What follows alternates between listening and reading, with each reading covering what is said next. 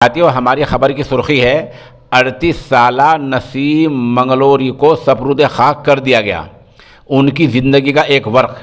خبر تھوڑی تفصیل سے سن لیں۔ ریاست اتراکھنڈ کے قصبہ منگلور کے دارالعلوم ملا محمود کے جواں سال محتمم ادیب اور صحافی قاری نسیم احمد منگلوری نے عمر ناپائیدار کے 38 بہاریں دیکھ کر یعنی 38 سال گزار کر اس دنیا کو خیر آباد کہہ دیا ہے۔ انا للہ۔ ان کی نماز جنازہ آج ظہر بعد مفتی ریاست نے پڑھائی ہے۔ ان کی تدفین میں آخر رسومات میں محکمہ صحت کی گائیڈ لائن کا خیال رکھتے ہوئے باری باری سے بڑی تعداد میں لوگوں نے شرکت کی۔ ان کے پسماندگان میں ایک بیٹا اور 2 بیٹیاں ہیں۔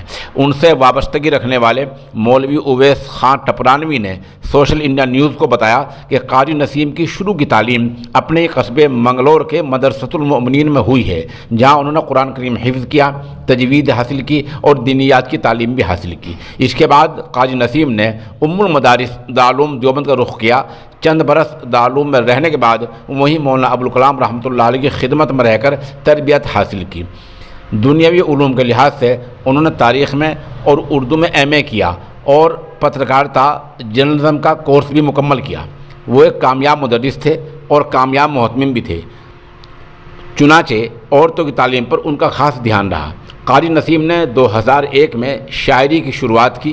حمد و نعت، منقبت اور غزلیں ان کا موضوع رہا ہے، لیکن ان کے کلام میں سماجی اصلاحات، نیک سماج کی باتیں پائی جاتی ہیں۔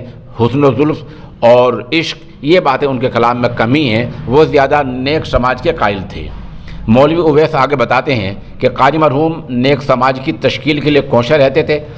تصنیف و تالیف کا یعنی کتاب لکھنے پڑھنے کا بھی ان کا ذوق رہا ہے۔ چنانچہ ہم نے کیا کھویا کیا پایا، عورت نماز کیسے ادا کرے جیسی کتابیں منظر عام پر آ کر قبولیت حاصل کر چکی ہیں، اور بوئے نسیم جیسی کتاب زیر طبع ہے۔